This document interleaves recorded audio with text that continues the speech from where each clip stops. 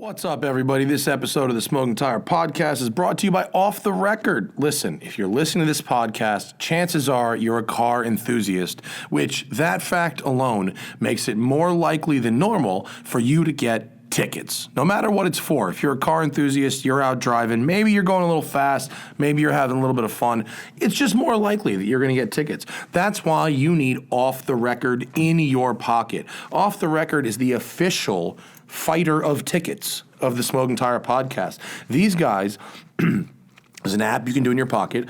There's a website, offtherecord.com/TST. And what they do is they fight the tickets for you. You should never plead guilty to a ticket because you are just paying into an ecosystem that wants your money, not just now, but later, because your insurance premiums will go up for years if you plead guilty to that ticket. Use Off the Record and fight that ticket. You don't have to be there, even if you get the ticket 1,000 miles from home. You don't have to personally go to court. They do all of that for you. All you do, it's a quick procedure. You take a photo of the ticket, you upload it to their site or to the app, and boom, Off the Record is on the case. They are the only people I use, which is why, even doing what I do, I have a clean as a whistle driving record, and you should call Off the Record too. Get the Off the Record app and use code TST10 when you download it, or go to offtherecord.com/TST. Get 10% off all your legal services. It is great. Always fight your tickets with Off the Record. Also, guys, new show alert. I have a new show. I don't get to say this very often, but my show is with Rob Ferretti, Amelia Hartford, and Tanner Faust. It's called Sorted, and it's a tuner car shootout show airing on Rob Ferretti's YouTube channel. Auto Tempest sponsored the whole thing. It's the best place to find a project car, by the way.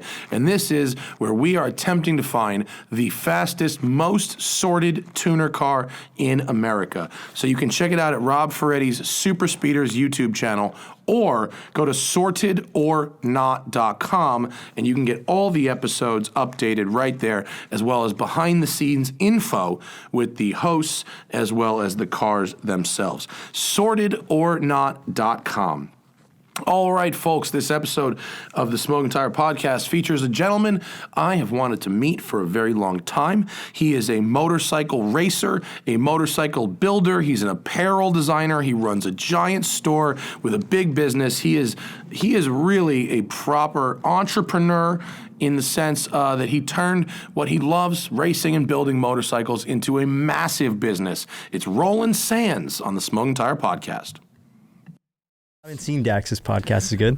I haven't listened to it, and that's not because I don't like Dax a lot. I do. I just don't listen to like a lot of those types of podcasts. But I know he does it in big armchairs like above his garage, and he seems to really enjoy it. Yeah. It's cushy. It pays to be comfortable. Well, if you start off rich and famous enough, being in your house is like charming, not ghetto. You know what I mean? Yeah. Like, oh, we're seeing into his home, not like, oh, he's doing it from his house. Yeah, like, yeah. Looks like we're speeding. Looks like we exist. Mm-hmm. That's the show. All right. We just dive in. I intro you literally from my home, like separately. You good? Yeah. That's good. Go full cholo on the feed? Button it up? I'm going to button it up. That's all right. You want to be formal? I want to be formal. Welcome to the spot, man. It's good to have you here. Yeah. I've heard nice so many things about you. I hope they're okay things. Well, most of them are very good. Yeah. Most of them are about how good your helmet painting is, or how good your bike building is, or some kind of crazy fucking thing you built or did, or a race you won, or whatever. I don't hear a lot of bad about Roland Sands. I've been working on the good part of the Roland Sands thing. Oh, were you heavily front loaded on the bad during like your racing time? I probably used to be a little bit more rough around the edges than I am now, but well, you're not an old man, right? 46. Oh yeah, you're good. Yeah, that's like a California 32. It kind of feels like that, right? Yeah. Outside of the injuries make me feel a little bit older than I probably am. But yeah, how many bones have you broken? I have 40 plus now. I kind of stopped 40 counting. fucking plus. Yeah, a lot. How many separate incidents? Is that 40 incidents or like maybe 25 incidents? Man, it'd be so hard to say. I used to count how many times I'd fallen down on road race bikes. Because I road raced professionally for like 10 years, and I mean, you have it was a lot of trophies to show for it. Over 100 times I've been down on a street bike. God damn. Not on the street. No, on a bike on the racetrack. On the racetrack, yeah. And on how pavement. about and street too? No, I've done okay on the street. Knock on wood. You know. Did you always satisfy your, pardon the cliche, your need for speed on the track, and that mellowed you out on the street, or were you an aggressive rider on the street as well? I kind of came from being an aggressive rider on the street, and that was when like I was 16 when I first started like riding the canyons.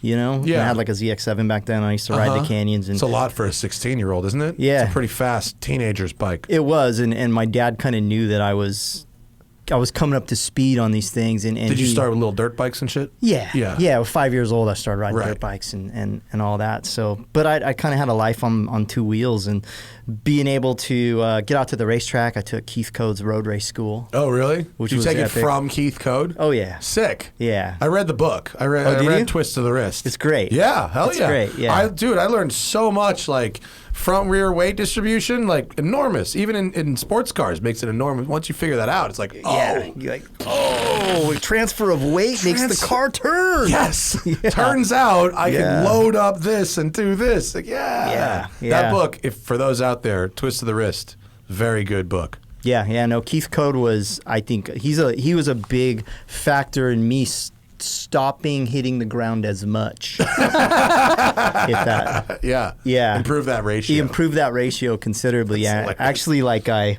started out in his class, and then I started road racing after I took his class, and then like 5 years later. My dad again was like kind of like he's like, you're hitting the ground too much. We got to help you out here, you know. And like I went to Keith Code's. I used to go to Keith's house up in L.A. and hang out with him, and we just shoot the shit and hang out. And he would ask me these like really weird questions and you know get me into like a weird frame of mind, and then it'd start like seeding this information. You know, What kind of weird questions? What is a Keith Code weird question like to get you in the mindset? you know, I think he would just ask me things The that book's didn't have. very polished, so I don't know where you're going with this. It was polished, I Yeah, think, because yeah. he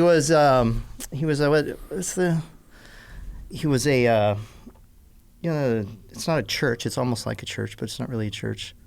Like an ashram, Like an ashram. like a congregation. Yeah, no, he was. God damn it! I'm totally spacing on what it's called right now. I'm not sure why, but he just had a different approach. He would ask me questions about my life more so than riding, and then he would bring it back to my riding and yeah. racing, and like you know, trying to get me to stop trying to rush into everything so quickly in my life.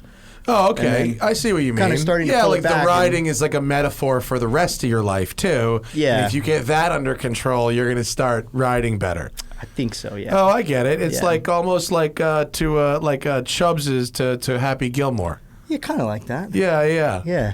Hang on one second. Is this? Oh, hey. Is this a thing I need to do? Hang on. We have to. Oh, this is your that's your boy. Nathan. Oh, hey, what's That's going on? Nathan. Hi, Nathan. What's going on, guys? How you doing? Nathan. I was like, there's a gentleman here. Grab a seat, homie. Hang on. What's going on? What do you do? All right. Sorry, I'm late. Oh no, it's okay. I had the shortest amount of That's- commute to get here. Oh, and it happens. took me the longest. That happens. I understand. That's the most LA thing possible. It took me I like came from next door. It was an hour and a 15 half. Yeah. I got here so fast. How did you get here so There's not a single car on the road. It's weird. Driving places is pretty nice right now. Yeah. Not as nice as it was in March, but it's nice now. Yeah. Did you enjoy the open roads in like March and April? I did. It was kind of nice. Yeah, you actually. could go take a drive and go jam anywhere you wanted to and get there like the time you're Yeah. supposed to be able to get there. Like the LA freeway system, I was like, oh. Well, it makes sense when it's got a quarter of the fucking cars on it, doesn't it? Yeah. This actually is pretty logical when Yeah. you're not going two. Yeah. I kind of had to fight to not drive like a complete asshole. Yeah. It was- I got one of the biggest tickets I've ever gotten. I got pulled over and step out of the vehicle, put the keys on the roof. Oh shit. Fast. Yeah. Allegedly they got me at 110 miles an hour. But they put the 110 plus. The 110 plus. It's okay, dude. My attorney, offtherecord.com/TST, by the way. Get on it. You too can get the kind of discounts I get on legal fees. Offtherecord.com/TST. Always fight your tickets, folks. Always fight your tickets. This one's in litigation right now. Off the Okay. record's on. Okay. It. Yeah. Okay. They got nothing. Yeah. I'm gonna 100% beat that fucking ticket. Was it visual? Yeah. He It didn't was have you clocked or anything? Nah. Nah. No camera, no nothing. Visual estimate, homie. This Not guy. even visual estimate. It was a, do you know how long it took me to catch you? You're in an F-250, bro. I'm in a 911 Turbo S. Yes, I know how long it took you to catch me. And that has nothing to do with me. I see that badge on the side. It says Triton V10. I know what that bullshit means. It means you got nothing. Fucking no balls on that engine. None. Yeah, no, for sure. I actually got, about a year ago, got a ticket for 110. Yeah. Yeah, I fought it. Did you win? Guy didn't show up. Hell to the yeah. It was the coolest thing that's ever happened But to me. when I the think. roads were empty, were you driving cars more and riding motorcycles less because of the less traffic? You know, it wasn't. I didn't take as much advantage of it as I probably should have, like going up in the canyons and driving and riding. You know. Yeah. And I did a couple times though, and it was fantastic because there was nobody up there. Yeah. And it's kind of like there's all these like hidden bonuses with COVID that we don't really think. Yeah, I mean, about. like everything is terrible, but at least we've got our roads. Yeah. But at least the thing that like we like to do, and I can go think a lot of the drive. people who listen to this show like to do, is drive old cars and ride motorcycles and like it's the one thing you can do. I mean, there's a few things, but for a while that was really the only thing. You could Yeah, do. I know it was huge. And everyone started buying cars and motorcycles and Yep. modifying their shit. And I imagine business is okay for someone like yourself right now, isn't it? It's pretty good. Yeah. Yeah. So, pizza pie your life right now. Motorcycle riding, motorcycle building, helmet painting, entrepreneur. Well, how does the pizza pie work out right for you? Oh, that changes like every day. Really? Yeah, I mean, and especially in a situation like we're in today with just the business changing and everything. I mean, we did a lot of different event stuff prior to COVID, so that sliced the pie up quite a bit. You know, would take over these big sections of my life, but I'd say it's kind of right now. It's somewhat even. You know, we got bike building, we have parts and apparel. So we do a apparel line, riding You got a apparel serious apparel line. line. A serious apparel line, Yeah. yeah, distributed through our friends at J&P Cycles in Revzilla. Nice. They sell a lot of our stuff. So we have motorcycle parts, apparel, events, motorcycle builds. We do film work as well as photography.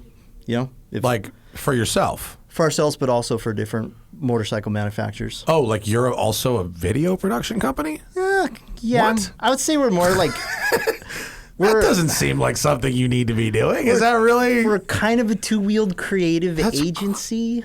I mean, I would understand You it for know? yourself. It makes sense to have a diverse brand like you have, and you personally doing so many things. It makes sense to have a little production crew on hand. What's weird is to hear that you're renting that out to manufacturers.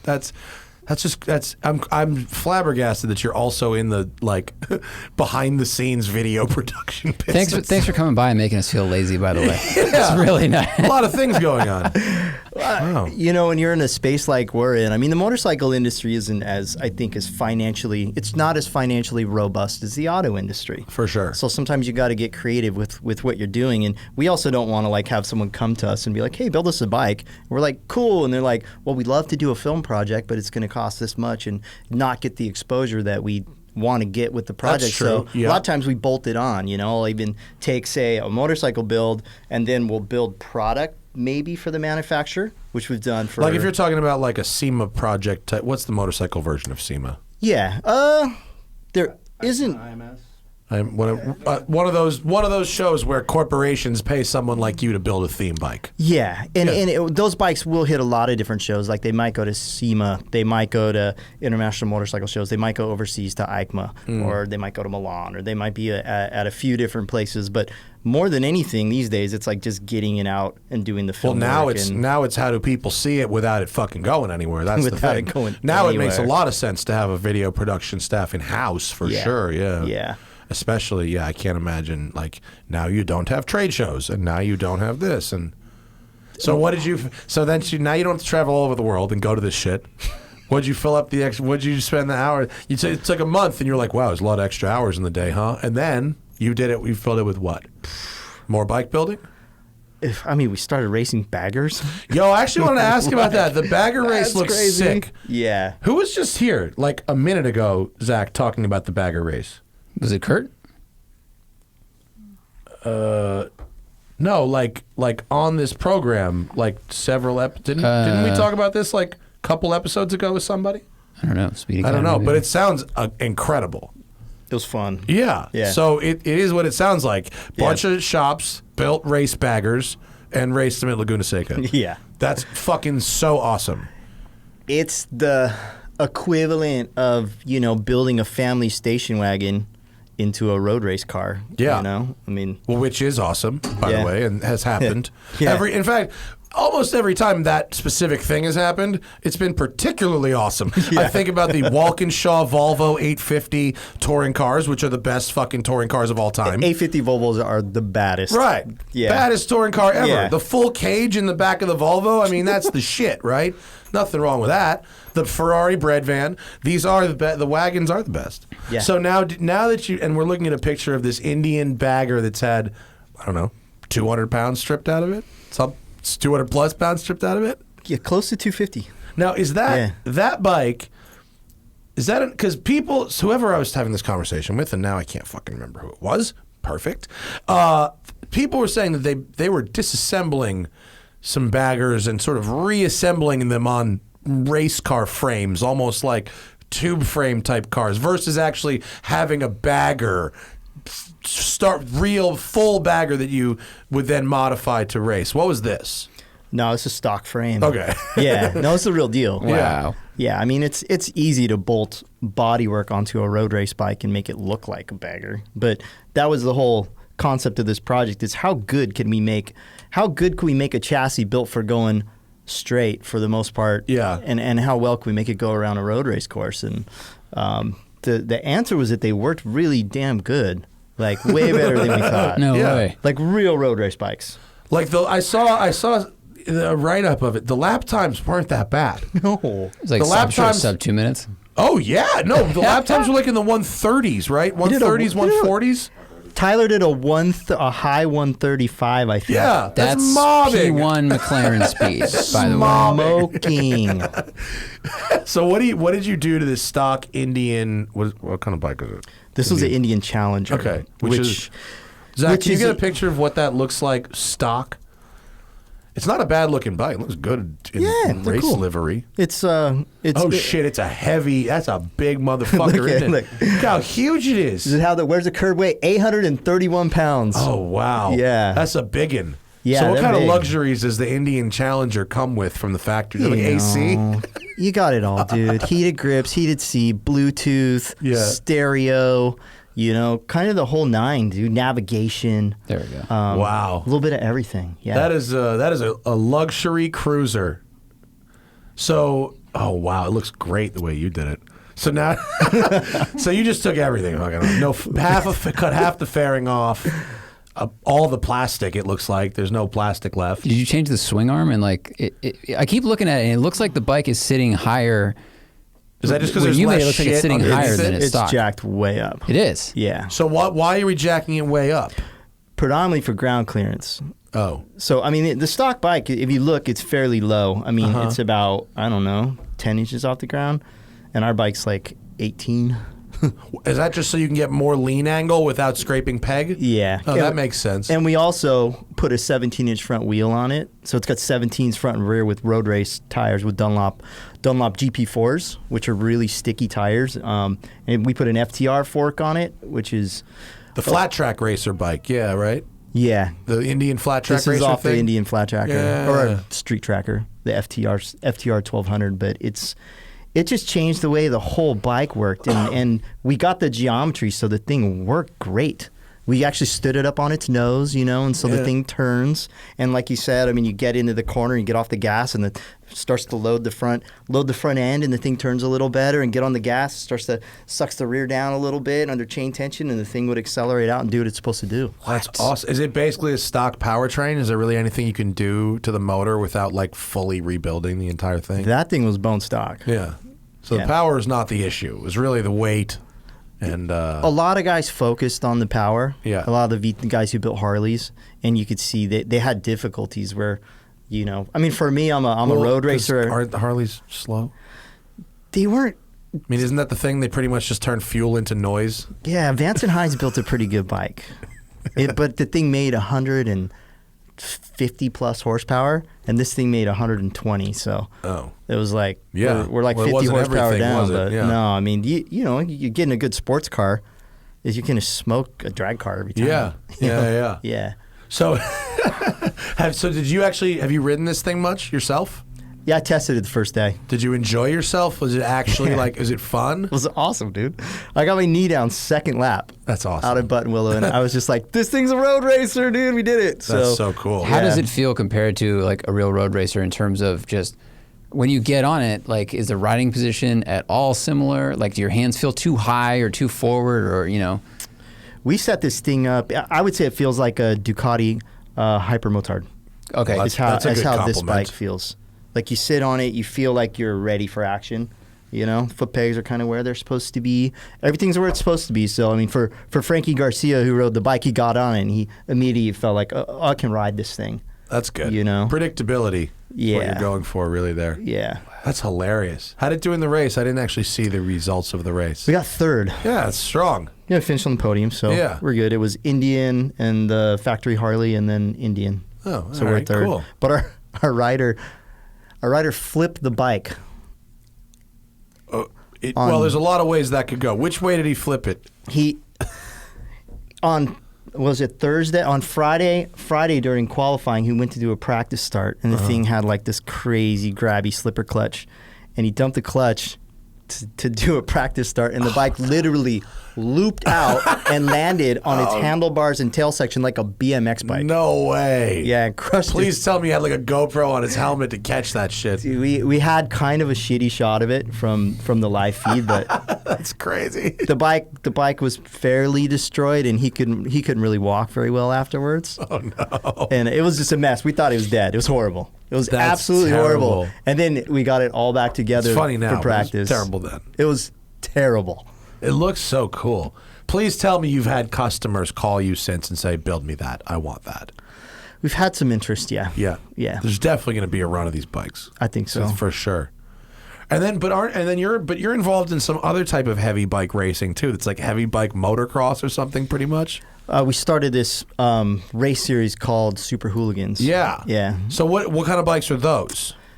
They're basically like 750cc and up V-twins. Okay. Street bikes. They got to start out as street bikes, not as motocross bikes. Okay. And we turn them into flat trackers.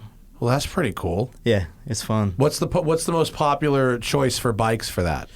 Probably Harley Sportster. Oh, okay. So it's that type of bike. It's not Yeah. like Aprilia Dorsoduro type bike, like Motard type bike. It's more like Harley type bike. Absolutely not meant to go on the dirt. That's kinda these the bikes rule. look cool as hell. Yeah, we build them into flat trackers. So I mean, we're racing Harley Sportsters. We're racing Indian FTRs before we were racing Indian Scouts before FTR came out. Ducati Scramblers, KTM's, Yamaha Bolts, That's pretty cool. Triumph Bonnevilles, like a little bit of everything. Oh yeah. Yeah, Is it fun? it's so fun.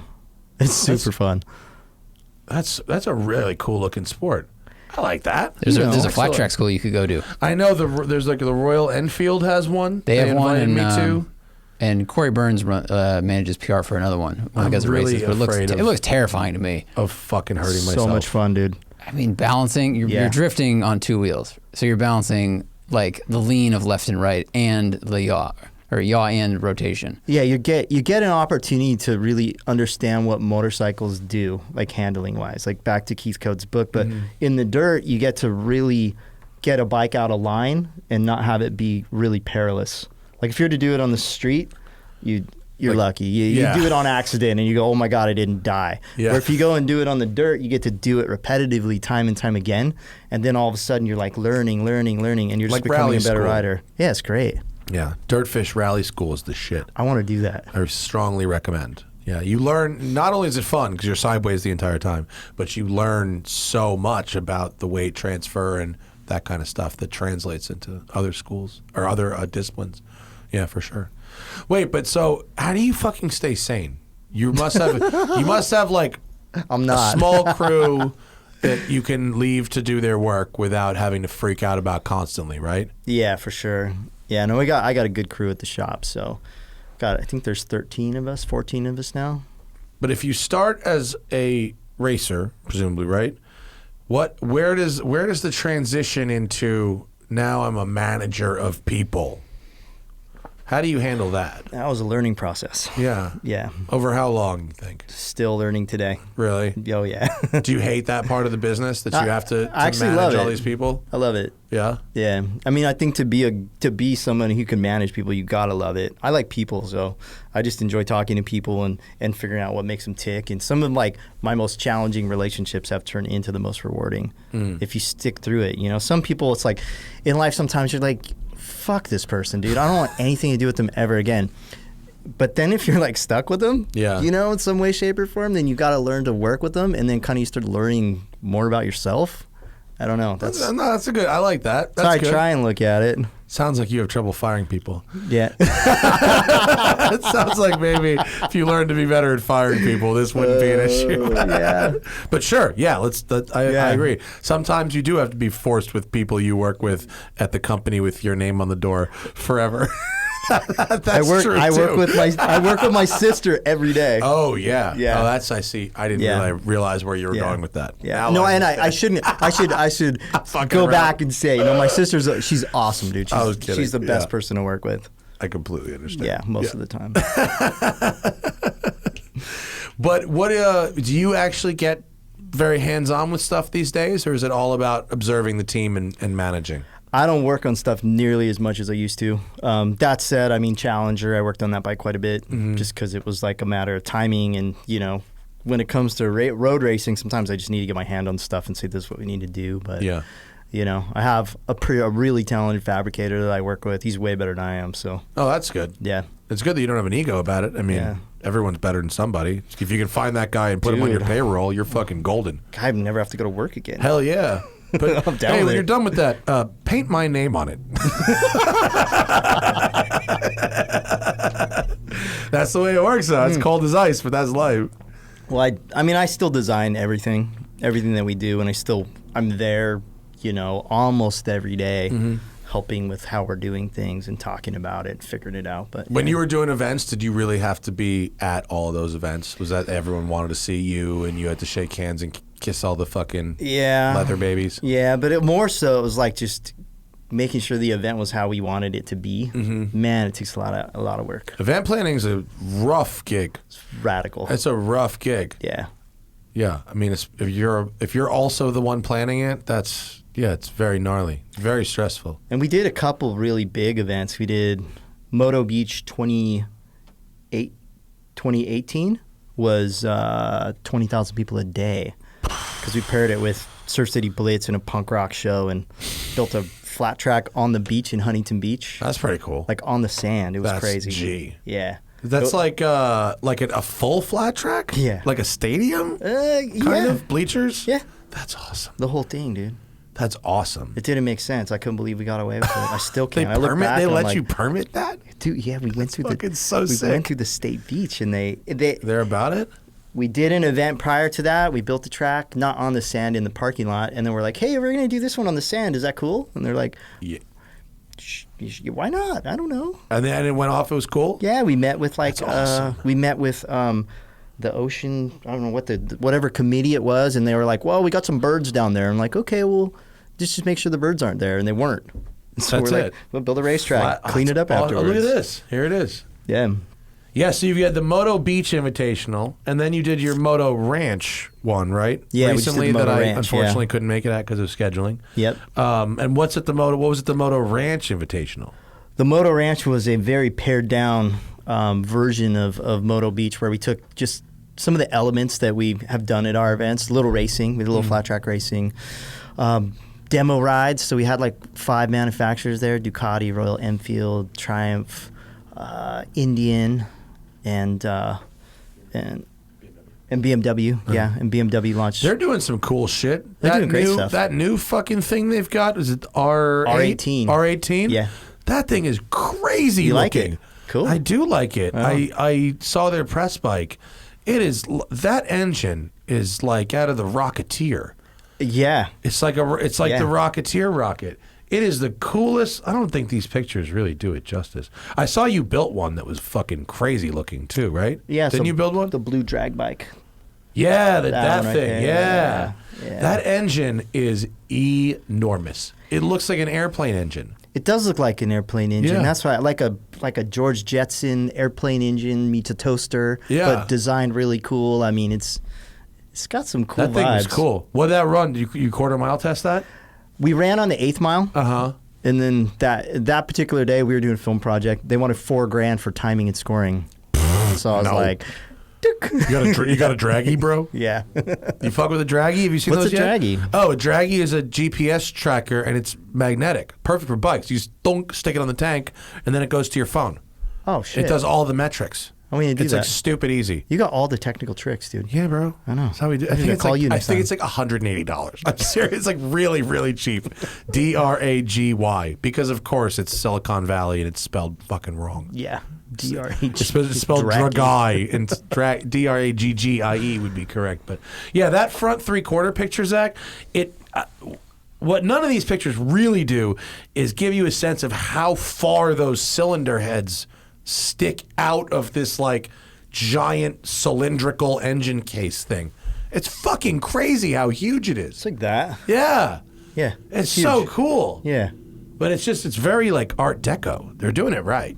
I think the bike's beautiful. It's really, really It's- cool. I mean, from BMW, knowing what they've done in the past versus what they did with this bike, they tried to build cruisers in the past, and it was like swing and a miss, you know? Very conservative styles. Yeah, it was more like plastic and what they thought like James Bond wanted to ride or something, you know? Instead, it's with the LAPD rides. Yeah. It's kind of the opposite. Well, those things, the RT1200s. Those things are bitchin'. Those things are great. Yeah, they're super cool. Yeah. Can't you buy used cop bikes like at auction around here for somewhere? nothing, dude. Yeah, for like right? $2,500 or Really? something. Yeah. Oh, I should definitely cop one. They're beat to shit, but they're great bikes. They're serviced regularly. They're just like ugly. Yeah, they're just beat. Look, that photo is really where it's like, oh, Jesus.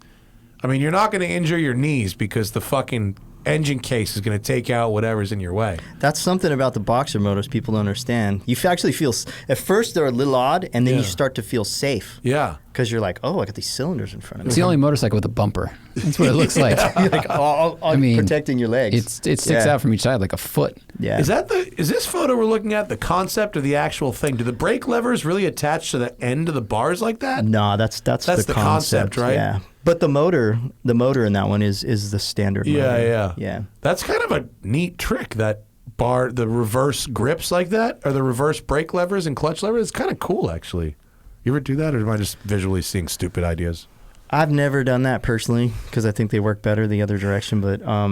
But for this bike in particular, the original bike they based this bike off of had those levers. All right, so it was a throwback. Yeah. Got it. Yeah, for sure. If do you ever? I mean, I know you're a racer, and I know that you're into high performance bikes more so than just style statements. But in one of your themed, more kind of sponsored bikes, have you favored style instead of performance for certain reasons? Certainly. Yeah. Yeah. I mean, if you type in the R7.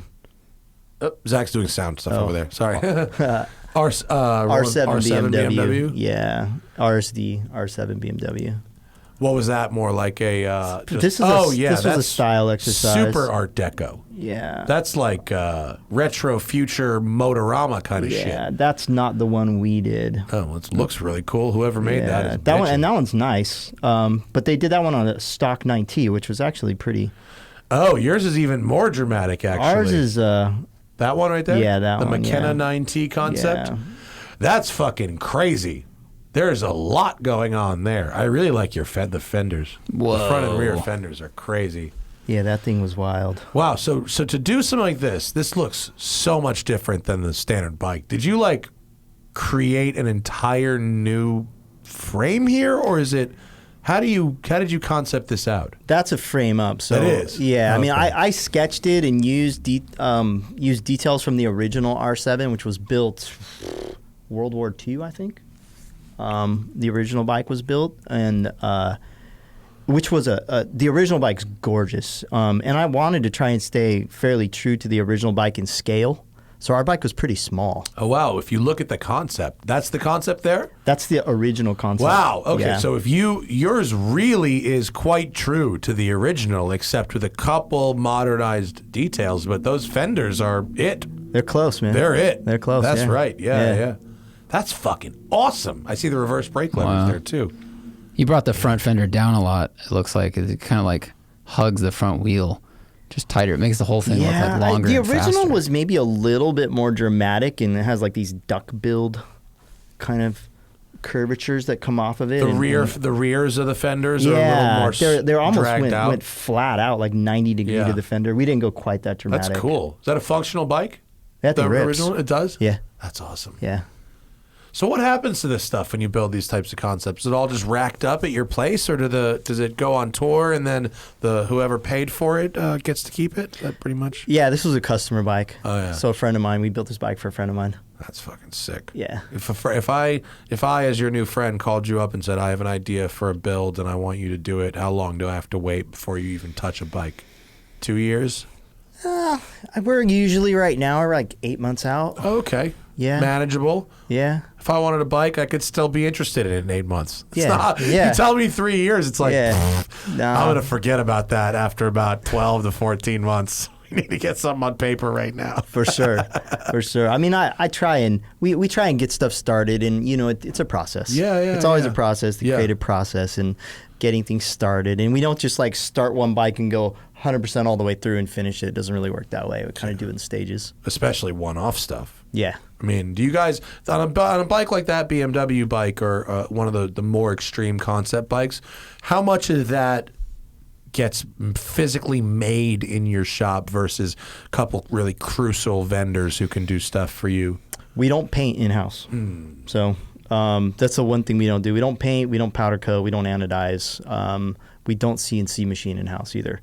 But most of our bikes, for the most part, are just like straight hand-built. Just old school with fucking Sheet metal tools. English wheels and mill and shit. lathe, Yeah. English wheels, power hammer, like hammer in a bag, whatever it takes. Yeah. Yeah. That's cool. I like Yeah. that it's old school. Yeah, Yeah. that's awesome. Were you always into drawing? Even back when you were like young? Yeah, I drew, when I was a kid, I used to draw trucks that looked like Cybertruck all the time. Oh, really? When Cybertruck came out, I was like, no way, dude. I sketched that when I was a kid. Yeah, don't worry. That was It's not real. awesome. It's not real. It's not real. It's a movie prop then. It's a movie prop fucking now. It's not real. Don't worry about it. You'll see. I was wondering about that the other day. I'm like, whatever happened to Cybertruck? Yeah, exactly. Where'd it go? Elon Musk is smart enough to know that the internet has very short memory. By the time they announced the changes to the design, which means that wasn't a thing you can build and sell, and now we're going to have a truck that you can actually build and sell that actually looks nothing like that concept. Oh, man. That by the time people will have moved on. I was totally just imagining the future and everyone driving around. The cars that I drew I've as a kid. seen Total Recall as well. I know. Yeah. I was like, that was like my view of the future. Yeah, It's going to be awesome. post-apocalyptic Schwarzenegger 80s film is where he's perpetually stuck. He went through Spaceballs phase. He's out of memes from Spaceballs, and now it's just Total Recall. Those are the only movies he's seen. But you were always into drawing? Yeah, for sure. Since I was Always young. cars and bikes? Cars, bikes, yeah. Do you have any training in it, formal? I mean, I guess I took art in junior high. Oh, but you didn't go to art center or any of that kind of stuff? I took a 6-month art center course. Oh, cool. Because I went to college for like a year and a half, and it was like I was racing motorcycles at the same time, and I was like taking photography, and I had like a graphic design class, and my dad's like, he's like, hey man, he's like, what do you want to do? Yeah. I'm like, well, I don't know. He's like, do you want to race? Because you got to make money if you want to race. And he's like, if you're going to school and you're racing and you're trying to make money at the same time, you don't have time to do all three. So I think you got to pick two. Yeah. And I was like, fuck school. It's fairly practical advice. I mean, it really is. There's only so many hours in the day. Yeah. Yeah. But you ended up, did you ever have to work in a job that you really hated to support racing, or was it always you worked in a motorcycle shop or somewhere you at least enjoyed hanging out? Yeah, I mean, I I wouldn't say that it was always like perfect working for my dad. Oh, yeah, well, You know. yeah. But I mean, more than anything, my dad gave me just like a work ethic, because I'd go to work, you know, during the summertime. I was working every day, and you know, when I was like 14. Are you a workaholic? I know how to relax. That's good. Yeah. What do you do to relax? No comment. No, I mean, you know, I have 2 kids. Uh-huh. So I have a 3-year-old and a 5-year-old. So I'd love to say I just go home and get to just chill out. That's not the case. But, I mean, I love hanging out with my kids. My kids are amazing. They're super fun, and they can be little assholes. And they're just the most entertaining little creatures I could ever imagine. Nice. Yeah. Nice. So when you said you did this 6-month art center thing, that was a drawing course or design course? Yeah. So that's kind of cool that you can get something out of art center without actually like being fully enrolled there. I didn't know they did like shorter term things. That's pretty good. Yeah, I thought it was cool at the time, and I just was trying to look for something new. I was kind of in between jobs. I stopped racing. Yeah. And I think at that point I'm like, well, I need to get more serious into design. And so I started driving out to Oakley, and I took this class from one of the designers at Oakley, and it was cool. It was fun. I learned some stuff. Yeah. I went to visit Art Center. I'm always impressed with everything I see. It's amazing. Everything I see the kids doing over there, I'm like, Yeah, this is the future, dude. A very smart person. I cannot pronounce your name. You're going to be going somewhere, sir. Don't know where the fuck you're from, where they spell names like that, but you have a future. Graduation, all the OEMs just stand outside with briefcases full of money, and they're like, hey, Yeah, take a number. You next. Yes, here's come your on. diploma Yes. and Yes. some cash. Yeah. What did you learn there? Like, what did you go in with feeling like were your strong suits design-wise? And then when you left, you were like, oh, okay, I had some holes in my game, but I wasn't aware of. I want to say I was able to like get some of my drawing and sketching skills tightened up, which I feel like I've forgotten now. But at the time, it was like I was sketching all the time, and like anything else, I mean, some people are like, oh, you can't draw. It's like, well, if you drew every day, Yeah. you'd probably be able to start drawing, just like about anything else in life, you know? And like, so I caught up on that, and I designed a snow dragster. Like a snowmobile, like a car? Like an enclosed, like same scale as a Like a top fuel car? fuel drag car, Uh-huh. but it had like snow blades on the front, like skis, and like Skis a and- crazy track on the back and a blower, and I mean, it sounds perfectly it practical. was so fun. Why That was so wouldn't- fun. Yeah. And you got credit for that? Yeah. That's sick. Yeah, it was Yeah, awesome. see, that's the kind of shit that they let you have, like, free thought. It's Yeah. good. They're like, what do you want to design? I'm like, snow dragsters. what do you mean, what do I want to design? What's wrong with you? As if any other thing that you could draw was like, no. Did you go to Yeah. Art Center when you were 7? Because it sounds like you were 7 years old. Well, I pitched him, why don't we build, Please tell me you still have those drawings somewhere. I do. I'd frame Yeah. those shits up. I'll for send you sure. one. Please send I'll me send this, you one. Please send me this college snow dragster Yeah. drawing. You should make a t-shirt out of that. Yeah, the snow dragster. You should just fucking build it now. You have the capability to actually go build that right now. Do you want to build a snow dragster with me? I mean, yes. Yes. Does Ken Block want to fund it? He's got the hookup for the Correct. tracks people. He's Yep. got to do it. For sure. You ever drive a car with tracks on it? I have not. I think that would be something I'd like to try. I drove a tank once, Oh, was that fun? exactly like you expect. Like, Were you yeah, like, this is how you drive it, right? exactly, Yeah. 1,000% yes, exactly like you expect. It has a gas pedal, and it has an emergency brake pedal, and then each lever is a brake. You can't believe how uncomfortable the driver's seat is. I mean, really, the single least comfortable place I probably have ever sat in my life. And I got to have my head out the fucking thing, too. It's not like I was stuck in the hole. I mean, really a terrible place to spend your time. But if you had to steal a tank, it's just like you think it would be. It's like driving a tractor, right? Like driving a skid steer. Yeah, It's like- basically. yeah. Yeah. You that, and you have to drive a Sherp if you've never fucked with a Sherp. It's a Sherp. A Sherp is, you recognize when you see it. It's these sort of things, they're from Russia, but they sell them in America now. They're these things. Oh, those things are awesome. Yeah, they're amphibious, sort of 4x4, like awesome things. That's the Kanye vehicle. So Everybody it's known needs as the one in Kanye equipment. vehicle because Kanye bought 10 of them. What? Yeah. He bought 10 of them. That's how he delivered his sneakers. To That's the what you people do in when you're Chicago. Kanye. You buy 10 of anything. He like But deployed in Chicago with like 8 of those. That amazing picture, there was a great picture. There was me driving one from Road and Track. I went to Minnesota and tested it. You can't have more fun in anything. You drive it straight into the fucking lake. You drive over anything. You drive over a car. You drive over a tree. You drive anything you want. You can drive one of those straight up and over a Jersey barrier.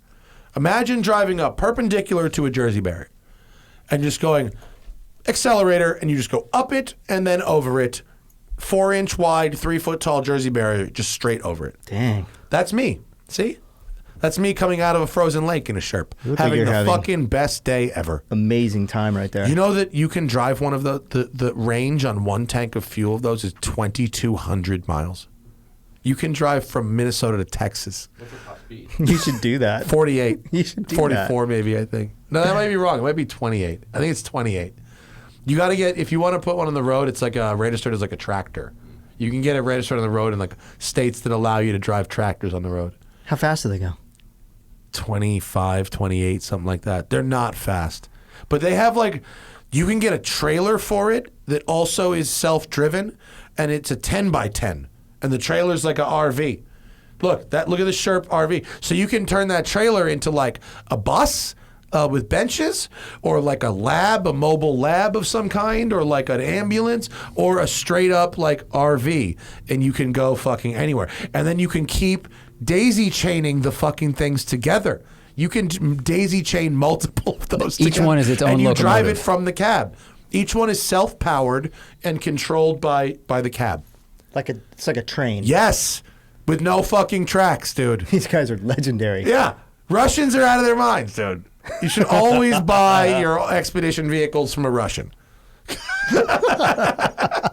And there's a new one called the Sherp N that is it's just bigger. It's a little bigger, so you could make an RV in the one, and without having to do the trailer thing. They've invited me back, but Road and Track didn't want to buy the second story for the Sherp N. It's bullshit, I know. Why would they not? You got to get one of these, dude. I've 115 Gs. 115. Yeah, it's kind of a good value. I mean, really. Kanye was like, see, there's the picture of the regular one and versus the N. Yeah, so the N is bigger. Oh my that God, thing's way bigger. Incredible. Yeah, you guys have to understand, the little one on the left, that tire is 6 feet. It's a 6-foot wheel. It's so sick. I love Sherps so much. They're so good. Imagine driving in a vehicle, and you come up on a frozen lake, and there's some snow on it, and you drive out on that frozen lake and just bust through the fucking shit, and all of a sudden you're floating, and you press the accelerator, and your wheels are a paddle boat, and you were just going. Have they had these out like on the frozen lakes? on the North Pole and Yeah. stuff? Like, is it like expedition vehicle stuff? Yeah, Like, and Arctic rescue, stuff Yeah. like that. Yeah. Yeah. It's unbelievable. So I good. drove it on the water too. It ruled. it's like a Rokon. You seen a Rokon? No, what's a Rokon? A Rokon's a 2-wheel version. Oh, of the this. motorcycle. Yeah. It's a 2-wheel drive motorcycle, Yeah, right? yeah. Have you ridden one of those? I've not ridden a Rokon, but now after seeing that, I kind of do want to. They're know. really like slow, right? Yeah, they're very slow. Very slow. Yeah, it is a very tractor-like motorcycle. But I think they make a Russian version of it that has inflatable tires yeah, of that course they do. that will go across like a lake or something. 1970 Rokon Trailbreaker on Bring a Trailer, no reserve, 5K. Is this the bike? It's like 2-wheel drive and Yeah. the fuel is stored in the wheel? Yeah, Something in the super hubs, funky, right? You can put liquid, either fuel or water in water. the wheel hubs, right? I'm not sure, but that sounds great to me. In the Sherp, you can. Yeah. The Sherp, the centers of the amazing. wheels will hold either fuel or water. Yeah, it's awesome. Yeah, those definitely hold fluid in the. Oh, they got like a cap on 'em. That one's trick. That one, like someone customized that thing. Yeah, and it sold for 5 Gs October of last year. Polished moon caps. That and was stuff. pretty pimp, actually. That thing's trick. You could definitely do a sick fucking build with one of these. You I see how saw you small were the doing engine one of is? those Super 73s. It's kind of like that. Yeah, we just did e-bikes are the did a jam. Super 73. Yeah, it looked sick. Yeah, the collab bike. Yeah, they look yeah. really cool. Everyone in Venice has a Super 73 now. No kidding. They're all over the place. For those of you who have absolutely no idea what I'm talking about, it's an e-bike.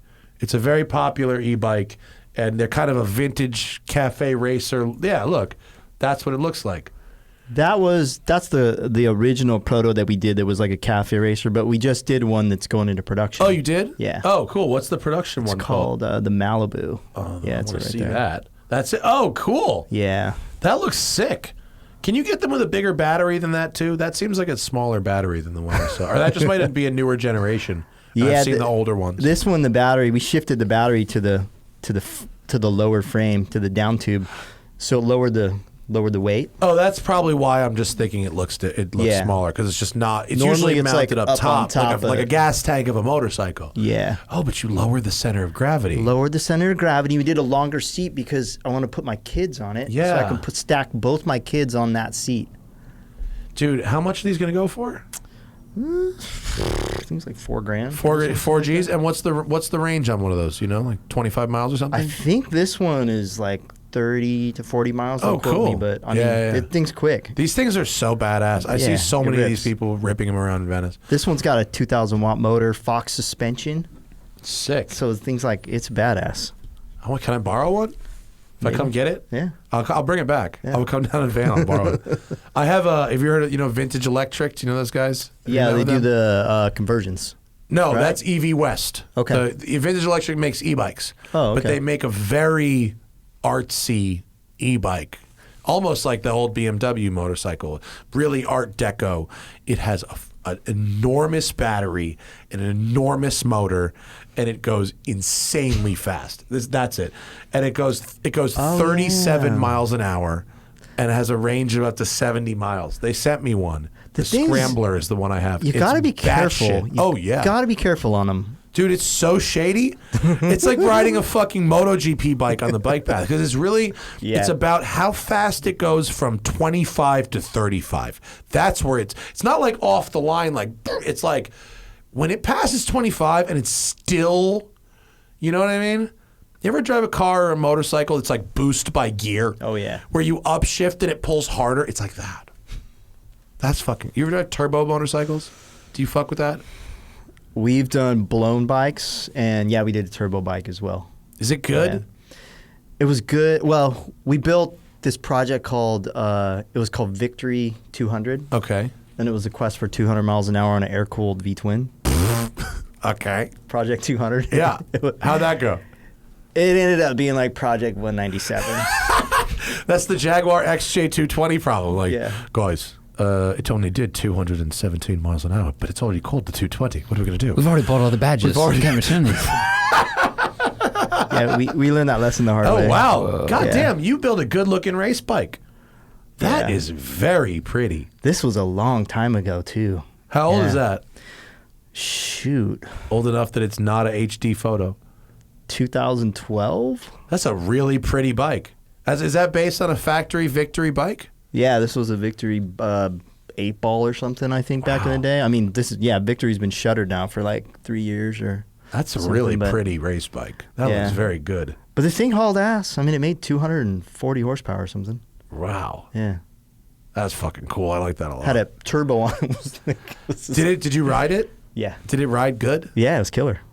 I have that bike downstairs that you probably glanced at briefly on the way in, a CX500 Turbo Honda. Those things are bad. They're cool, right? Yeah, they're cool I bought bikes. it just to park it in the lobby. Yeah. Eventually, I'll restore it or something and try and ride it. But right now, I just like looking at it.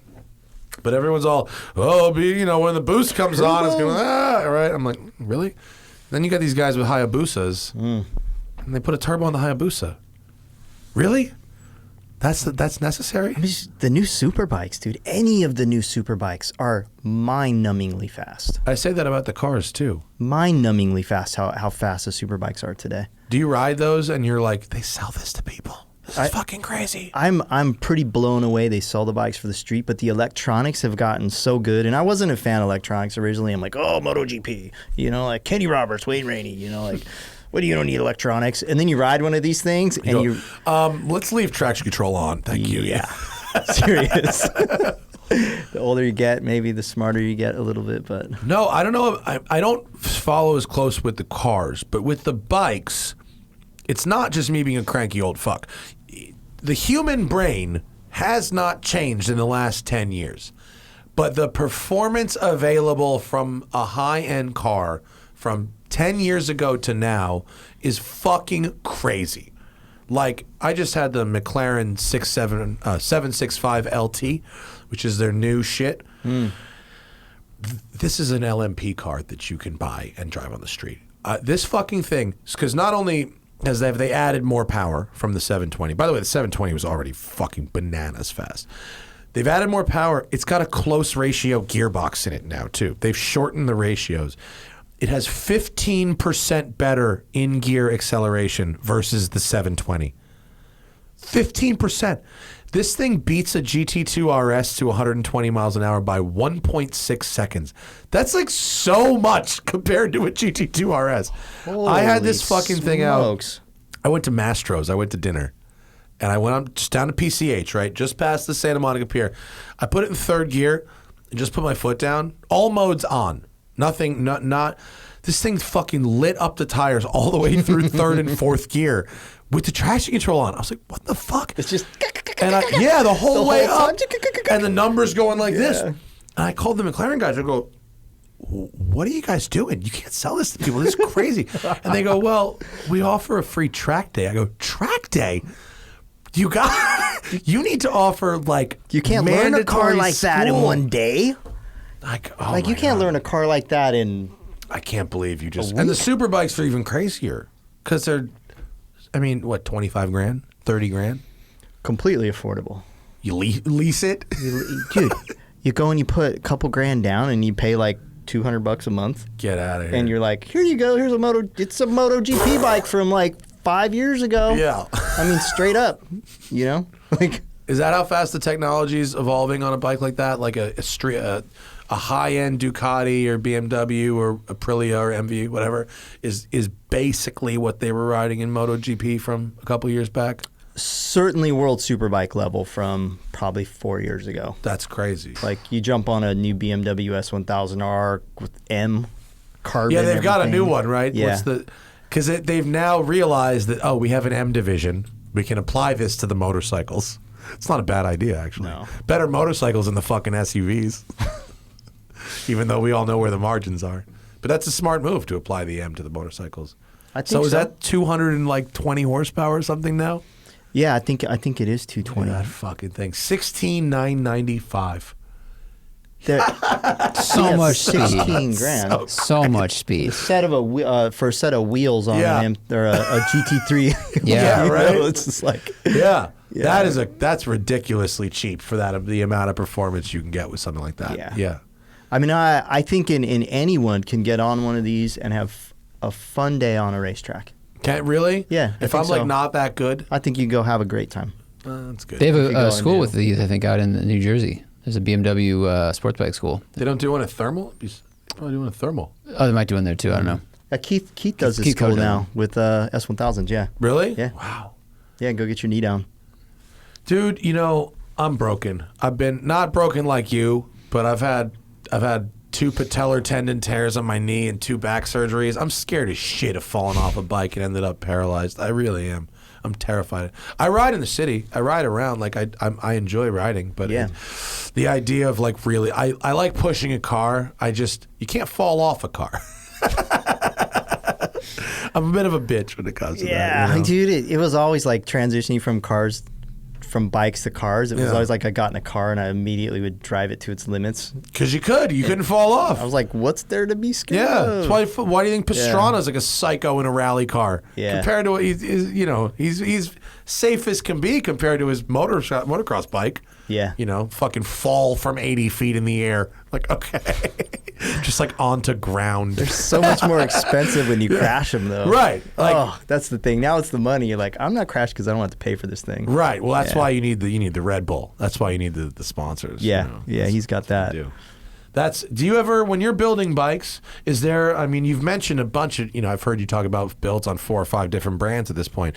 Is there a brand whose bikes are particularly well designed and suited for modifying?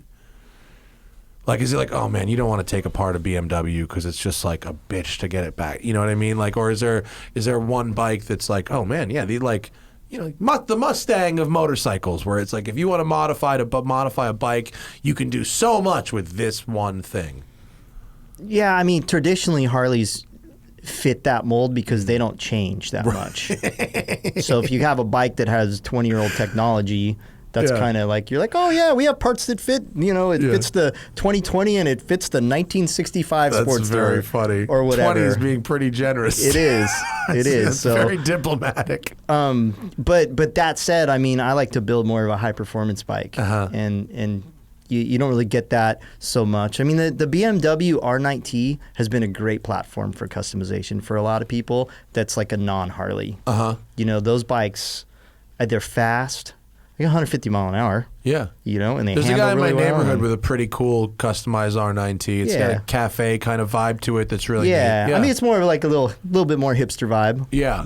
That's a little different, but You ever fucking do a GS? Or is there anything worth doing customizing a GS? yeah, we built a couple crazy GSs. Really? Yeah. What do you do with, what's your vision for something like a GS? I mean, we built. Well, the Did you one do like that a the one full that I like Dakar the kind of most, we thing, built or- the Dakar bike. Yeah. The GS Dakar bike. Yeah, that one. Yeah. That's the one I saw on your website. That thing is cool. It's like the fucking Marlboro livery. Yeah, It rules. It was a fun one. That's a great look. So that's kind of like a back date that you did there, right? Yeah, we definitely drew from the 80s. Well, because what year bike are we looking at? This is a 2010 GS. Yeah, so it looks like 80s style pretty much. Yeah, and that's what we did. Went back to the 80s, and BMW did really well in Paris Dakar back in the day. So we kind of wanted to take some of that. We want to take that livery and also kind of the silhouette of the bike, apply it to a new bike. But the big thing was had a modern suspension. It's all Öhlins suspension and radial brakes and all the performance doodads, but still keeping it like a classic look. Did you get was Marlboro actually involved in this, or did you get shit from them for getting awful close in those logos? We just sent it. Really? Wow. It's like, what do you do? They're fucking just sent Marlboro. No one likes them anyway. Who's gonna side for fucking Marlboro? Yeah, whatever. It looks great. I saw someone the other day wearing one of the hats. Do you remember the Marlboro Miles back in the day, and the fucking pool tables and the luggage and all this shit people got, and the GMC Cyclones? I saw a dude wearing the hat. Did they do the Marlboro GMC Cyclone? Yeah, they made 10 of them. And not only were they Marlboro Edition Cyclones, they were done with ASC. Remember ASC, the American Sunroof Company? Oh, okay. And they were Targa roofs. Or T-tops. They had T-tops. Ooh, that's sweet. The Marlboro Cyclone, and when when one changes hands for Barrett Jackson or something, enormous money. The Cyclone was a badass truck. It was. Did you ever drive one? That thing was sick. I did drive one when I, yeah. They didn't drive that great, but they look cool as shit. They were crazy. What did that one go for, Zach? Did you have that auction up? Look, the T-tops. Oh, I hate those wheels 1 of so 10, much. no reserve, 75 to 85K. Ooh. Look at the bodywork, though. It looks hot, That doesn't thing's it? sick. It does look hot. If you had Yeah. one right now, you would definitely win a trophy at Radwood for driving. I could see like driving that thing. You have some like ice skis and a pencil mustache, Right? Or, like a little teenage mustache. Unfortunately, they drive like S10s with Grand National motors in them, which is pretty much what they are. I'm sure it's better now that you loosen the top up a bit. Yeah, it could really use some reduction in chassis rigidity from the Yeah, for sure. top. But they look the business, man. That's a bitchin' truck. That'd be a fun tribute for someone to build out of a modern something. Yeah, there's no modern any truck that would work for that. Didn't they do an SUV version too? They did. Well, there's the GMC Cyclone, or the Typhoon yeah. is the two-door, the Typhoon, the yeah. two-door Blazer version. Look at the harnesses.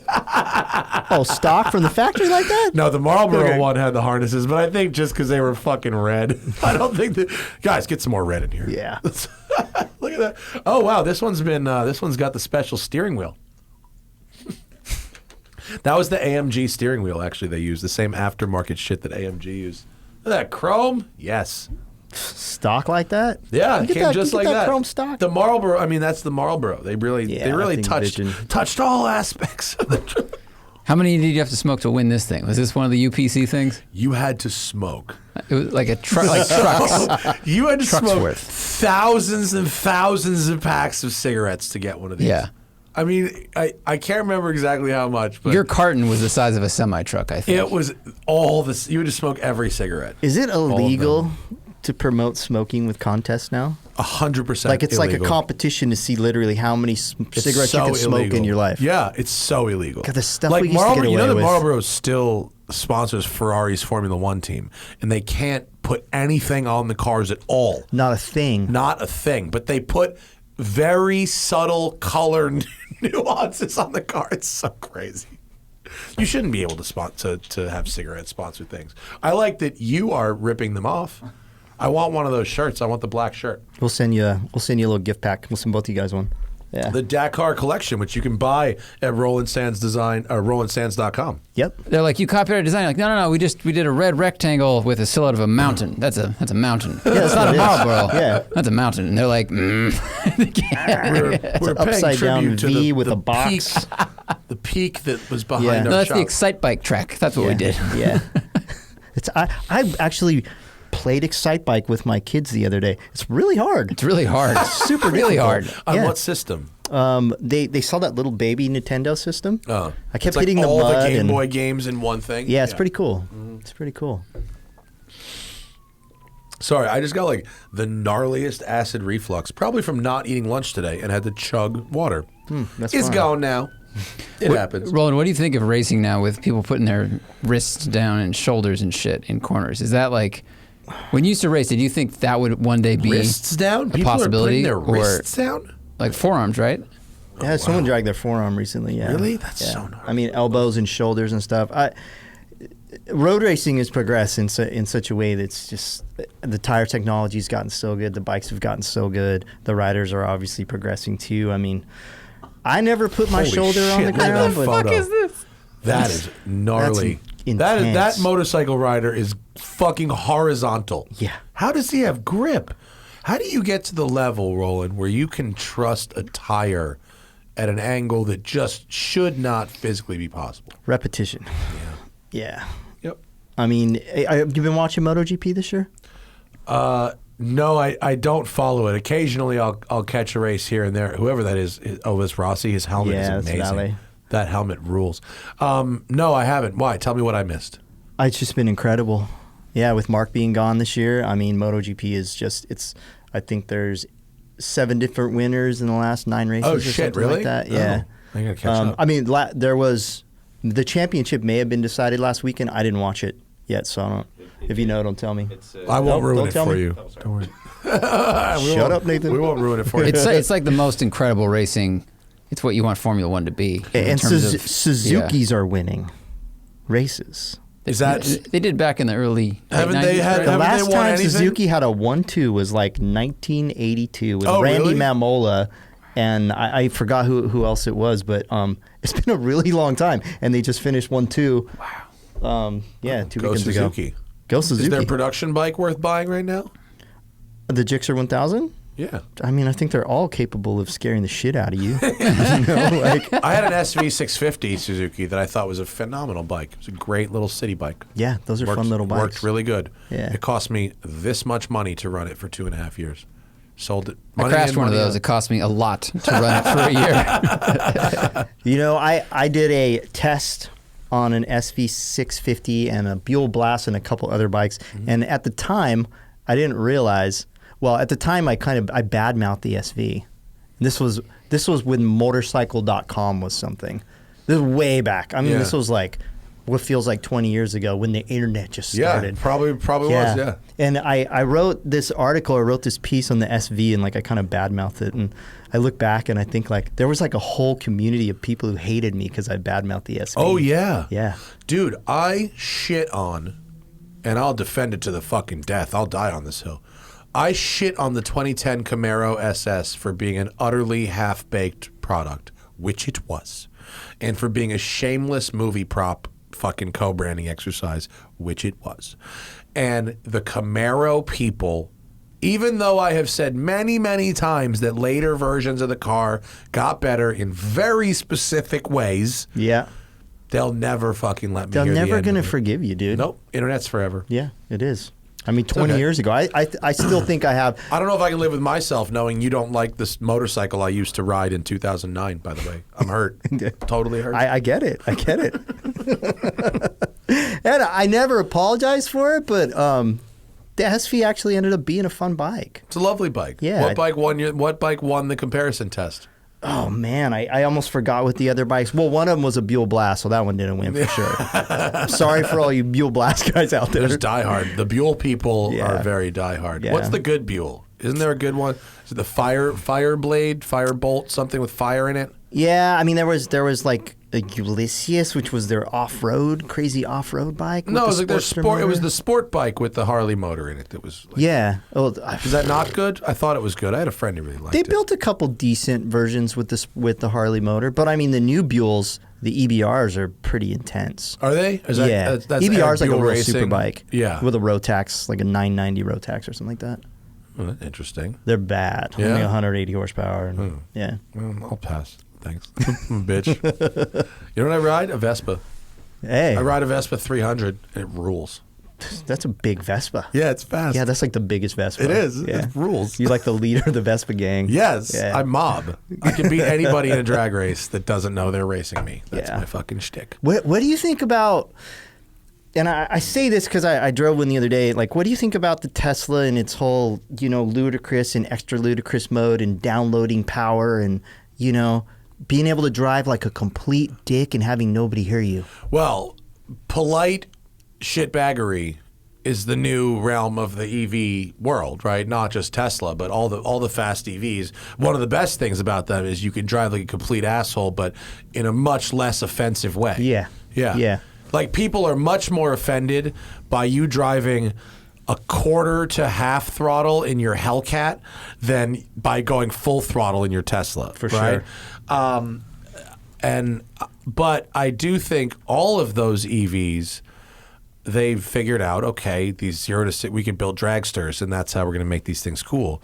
But I don't know, below a certain threshold of, below like, first off, if you buy a car, even if how often are you like straight full bore launching that car? You show off to your friends a couple times and then pretty much never again. It's true, yeah. Right? Yeah. And so if it's great at that, like, but after that, it's like when it becomes uncomfortably fast, it's like this is bragging rights at this point and not really the best use of our resources. You know what I mean? Whenever you hit the gas and all of a sudden, like, you're just like, Right. It's like, it's a great Yeah. feeling. I love that feeling. I love to give it to somebody as a else. driver than a pass. Like if you're like whenever I've had a car like that, and it was with Taycan, the Porsche Taycan, which is, have you ever fucked with the Taycan? The electric No. Porsche. No, I've never. You gotta never been in one. find a way. One of your customers will have one. Get in a Taycan Turbo S for a sec. It's like a fucking dragster. I mean, it will run a 9-second quarter mile pretty much. Wow. And it will do it over and Yeah. and 0 to 60 in With no drama. 2.4. And they have to Whoa. warn you to put your head up against the fucking Yeah. shit. But it's like, it's kind of unpleasant. But it's so fucked that you can do it in front of your house I 10 know. times. No warm ups. No warm ups. Just power. I mean, my buddy brought his Tesla Ludicrous over, and I was like, well, where should we go drive it? And I was like, or he was like, where Right should we here. drive it? I'm like, Yeah. right here. Here. Like, I have a wide street in front of my house. There's nobody out. Yeah, we're good. And yeah, same thing. I mean, I get my GT3 and leave the house, and I give it one little burp, and all the ladies are standing on the sidewalk and yelling and screaming Yeah. at me. I'm like, They I'm not hate even, you for idling. I'm going 35. I know. Damn. I know how you feel. But, and it's true. The politeness of it. People would be much happier for you to drive through the neighborhood at 90 miles an hour silently than at 30 in the top half of first gear in your fucking GT3. 100%. Yeah. Isn't that weird? It's weird. It's weird. And I mean, it's cool it is, that- but it isn't weird. I mean, It's cool that electric cars have become cool, and there's gonna be some really cool, like I just saw the Mustang Mach E, which is sort of still sounds kind of cringy to say that, but the electric Ford that's coming out, I just saw one in my neighborhood. Mike Levine from Ford has been driving it around. Yeah. It looks fantastic, and supposedly is very quick, which is really, really cool. I've driven a bunch of the fast EVs, and they're all pretty rad. But below, at a certain point, it's like, all right, guys, stop. You know what I mean? Yeah. We don't need to get in the ones Like, I we're disagree. literally going to be making people sick. I want to know what that feels like. I don't know what it feels like. I don't need to own it. It's like jumping in a car, then when you hit the brakes, your like pupils pop out of your head, or like it disconnects pieces of your body. It's like you're surpassing the human body. I drove a Koenigsegg Agera R once, and the guy told me to take it up to 200 on a runway. Take it up to 200, take your hands off the wheel, stand on the brake pedal. And I did, and my sunglasses flew off my face and hit the windshield. It was like, and the car stayed straight and came to a stop. Oh. Yeah, Koenigsegg, he's a fucking psycho. He knows what he's doing. That's incredible. He's like you. He's a singularly focused, artist. He happens to be like also kind of a mad scientist. I don't know if I'm singularly focused, though. Well, you have a merch store. Yeah. Have someone help me with that. I think you could probably you're singularly focused for one project at a time anyway. Yeah. I have the ability to be to spread my brain into different areas relatively quickly. That's helpful. Like someone could come in and be like, what do I do about this? And I'm like, oh God, do this. And then it kind of goes to the next thing. And sometimes it's like all these different pie pieces within a very short amount of time. And then I just sit at my computer and watch YouTube for a minute. Well, it's like, what's important is that if those things keep coming in, is that like what happens to me when that keeps happening, when it piles on like that, I kind of shut down. I kind of get overloaded and go and just like, and like run away or do something terrible. Yeah. If you can like stay in that moment and like disarm and manage and not get into shutdown, you're a better manager than I. You're good. You're probably good there. Ooh, we have many questions? Oh, shit. Someone's threw in a donation to talk to Roland Sands. Quattro questions. All right. Ryukachu says, electric motorcycles have been kind of maligned for a while. Do you see them getting into the performance bike scene anytime soon? What challenges await? Yeah, I mean, I think it's just value for performance with motorcycles, and no matter what, I mean, trying to build a lightweight bike with a huge battery pack. Right. Motors aren't the problem. Yeah. Like actually building a bike that you could build a bike that would take you 20 miles and do it incredibly quick and incredibly light with the battery, but it's only 20 miles. So there's some dudes with like runway race bikes that are mobbing. Oh yeah, I mean it's incredible. But until they get to the point where they can build a battery that's going to be a little bit less weight, a little bit less expensive, it's all this incremental changes that are happening. And it's like I talked to Gary Gray from Indian, and when he was head of the Victory Electric project, and he was like, they want to be excited about electric. They bought Bramo, they did all these things with electric. It was just really difficult to build a bike that was going to be competitive in the space, and that's why Harley's bike is $30,000. Yeah, and no one gives a shit if a Harley weighs 800 pounds. Yeah. You expect that. And they built, I think, a great electric bike, but I haven't ridden one, but I saw one in person. It looked cool as shit. they're cool. I could get behind. And you know what motorcycles don't have is they don't really have the sort of early adopter mentality that car people do with EVs. It moves like slower. By nature, it's a more pure like analog experience. You know what I mean? Yep. I don't know if you have like the same kind of like virtues. No one gives a shit about virtue signaling on motorcycles. They'll kind of fucking sneer at you if you try that shit. That's the truth. Yeah. I mean, and regardless if you're burning the same amount of energy, dude. I see a lot of folks around the west side of LA riding on those Zeros and stuff. Yeah. And they seem like rad little commuter bikes. Like, I'm totally down with commuting on an electric bike. That makes all kinds of sense. It's like the Super 73. Like, if you only got to drive 5 miles to work, you jump on one of those things, you don't even start it. Yeah. You just jump on it and just go. E-bike is better than e-motorcycle, I think. Right now. Yeah, right now. Right now it is, for sure. It's a better segment. Right now, that's like, e-bikes are so practical for a lot of what I do. There's one company right now that builds a pretty good electric sport bike. What's that? Zero? No, Zero builds a good bike. I think they do. But what's the other one? The European brand? They're the Energica, I don't know. and they're the guys doing the MotoGP bikes. Oh. And they're the good bikes. Is there going to be like a Moto GPE? There is. Oh, there is? I Yeah. missed out on this. Oh, okay. But then there's the Energica. Oh, that's a Energica. cool looking bike, isn't it? Yeah, it's a pretty cool bike. It's a very attractive bike. Looks like it goes. Are all those bikes electric? Looks like they had it's like a scrambler style bike too. It looked not a scrambler, like a motard style bike. Looked pretty cool. I'd fuck with that. I was really excited when I found out about the electric Vespa. I was so about it, and then I found out that it's the equivalent of a 50. It's like, well, thanks for the 4 horsepower. You're a 300 guy. I want to give me a fucking 300. fat ass battery. Let's go.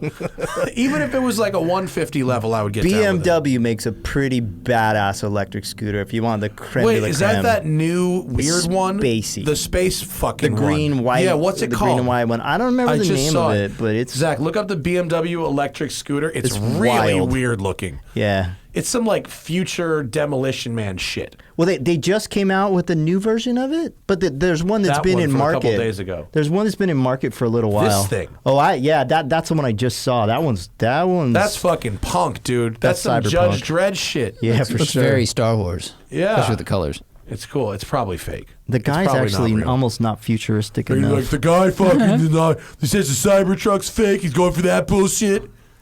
I think it's real though. I seriously think that's a real bike. If it's from BMW, it's real. It's more real than a fucking. Did you see the other one they built? It like it rode itself. It's like Oh yeah, they it was did build a bike autonomous. that fucking rode like itself. the thing didn't they? stood up on its own. Yeah, that was cool. Yeah, it's like I think if you have to ride a bike where it stands up on its own, you probably shouldn't be riding a bike. No, it's probably true. But like, Yeah. what if you lose the use of your legs and your alternative is like a Can-Am or something?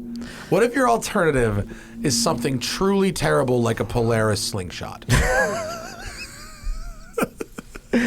Oh my God! Every time I see somebody in one of those, I just go, "Oh, you poor, poor fucking sap." Do you like the ones you sit on better than the ones you drive though? None of them are good. Like, the they only all- three-wheeled vehicle I have the Yeah. least interest in is a Morgan three-wheeler, Yeah, which is the shit. I've avoided them like the plague. The Morgan three-wheeler is the only one you want any part of because it's like That's with the motor right in the front. the It V-twin shows in the it front, off. the Yeah. S&S, Yeah. the fucking pipe goes right by your face, Yeah. and it's like being in a fucking Baron von Munchausen or something. Yeah. And it's like being in World War I. It's crazy. There's nothing like it. But all the Yeah. other ones are junk. There's a dude who drives a slingshot around But- my house that he's taken all the plastics off. Oh, and he cruises naked? in it with a Batman. mask. Oh, the And Batman. all The kids are Batman. broken. Yeah, there's some people who really. LA especially has a thing about people driving regular cars that are matte black and putting Batman shit on them. There's a lady who does it with her Lamborghini. It's very sad. no. I've seen Polaris slingshot Batman around. It's not good. What's your favorite Lamborghini? I have a Countach, and that's my favorite. You have a Countach? Yeah. You own a Countach? Yeah. It's at the Peterson Museum right now in their supercars display. I love drive it a lot though. Countaches. I'll drive it down to your shop next time. I I'd love like the to put wheels. miles I on love it. the way that they did the Gold. wheels. You Gold gold wheels. So you got a red one with gold wheels? Yeah. It's the Oh, jam. damn. It's very good. I'm sorry it's not here right now. Would you trade it in for a white one or no? Fuck to the no. Okay, all right. Zero chance. Red, gold wheels. All right. It's beautiful. Can't do white. White's like, I don't have enough linen suits. Yeah.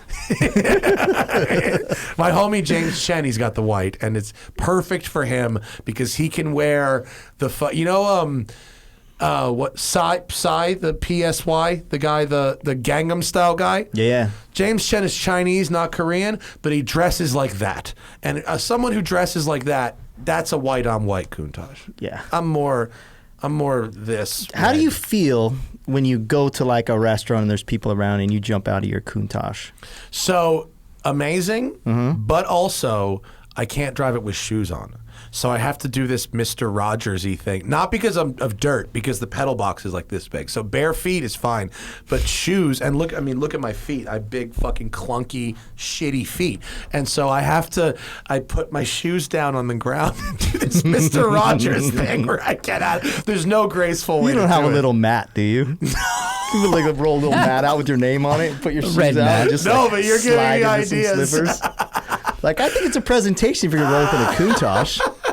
It's dope when you do it with the flip flops and you just straight mesh Yeah. shorts. Don't give a fuck. That's how you really do it.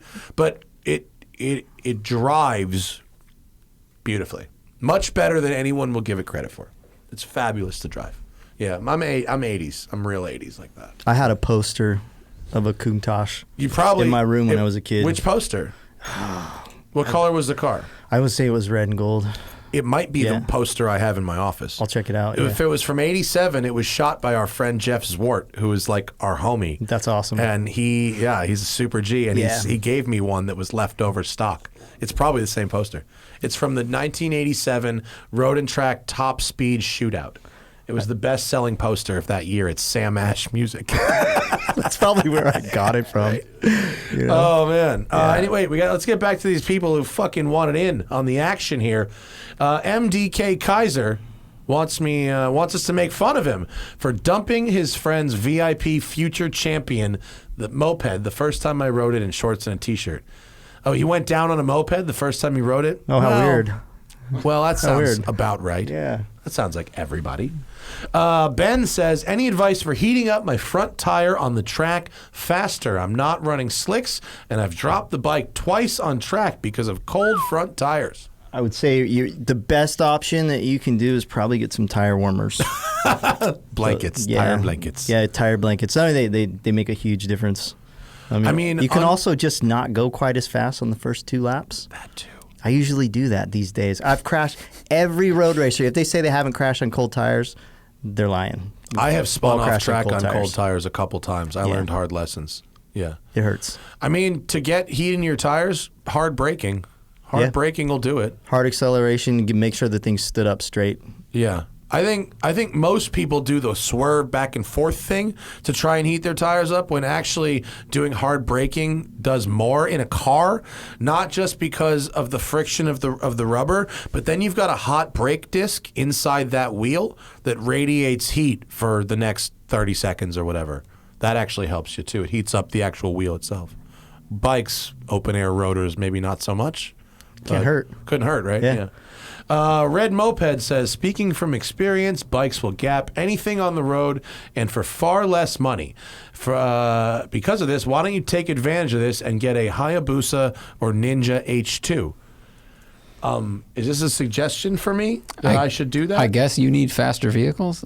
I'm not really I don't know. sure. I think I've been pretty clear about the fact that I'm terrified about going fast on motorcycles. I'm fine going slow on motorcycles and terrified. I'm a bitch. I like the What can I Busa say? because it's just like I think it's a good looking bike, the Busa, but it would be very, very scary. And it was such a huge deal when it came out, right?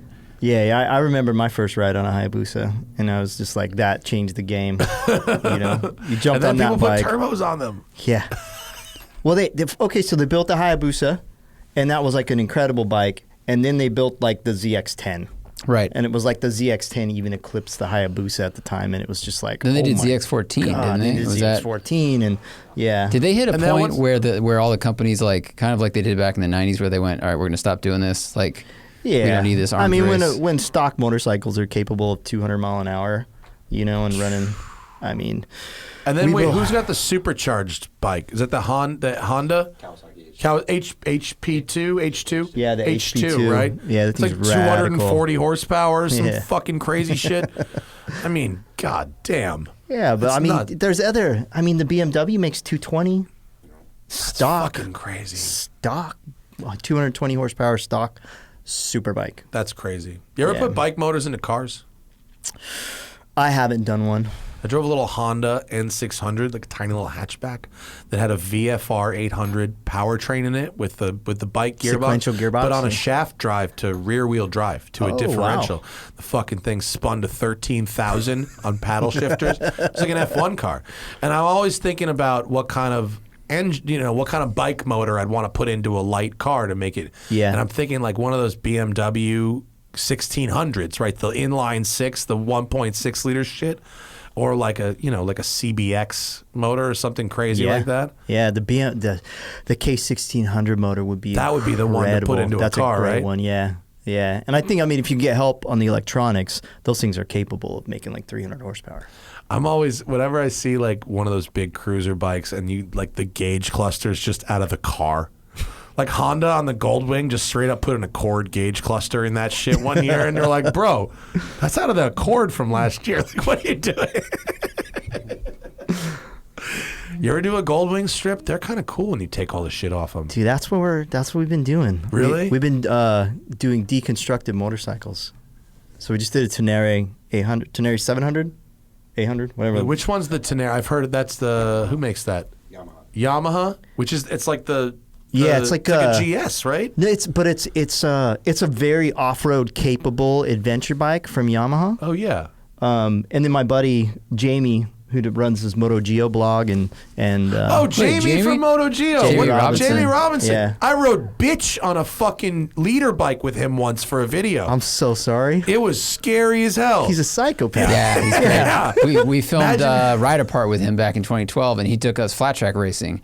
And Yeah. he raced like a little Honda 75 and smoked all these guys in old big Harleys. He's just like, oh, you just Yeah. apex and use grip, and they were sliding the whole thing. And he was in like the unlimited weird class, but it was Yeah. amazing, super cool guy. That's probably at one of our races. It was great. Yeah. He was yeah. Yeah. Never. I'll never ride bitch with someone like that on his leader bike. A crazy ever again. story about Jamie Robinson, man. That guy, I have so many stories from hanging out with that guy. Oh, He's, that's my face. he's reckless. Yeah, Oh, there it that's is. so good. Oh, good. 270-pound superbike passenger. Yeah. That's right. That is correct. Dude, you had like a Slayer beard? That's not me. That's like, People keep sending me pictures of people who look like that guy, going, "Is this you?" Like, nah. I've had this same the whole time. Same the whole time. What else? Anything else? what's Zach? your Was that Jamie it? story? Oh, That was it for questions. Oh, cool. The Robinson? Yeah. Man, he's just a fun guy. He actually came over here. He came here to hang out. He was with a girl at the time, and he flew over, and he ends up like breaking up with the girl and staying with me for like 2 months. I was That like, yeah, dude, sounds you can right. stay the night at my house. He was there for 2 months. That sounds right. My Sounds like a girlfriend at the racing- time's like, racing- you got to get out of here, dude. You got to leave. That's hilarious. Yeah. Ah. And then he moved in next door. Really? Yeah. That's a perfect end to that True story.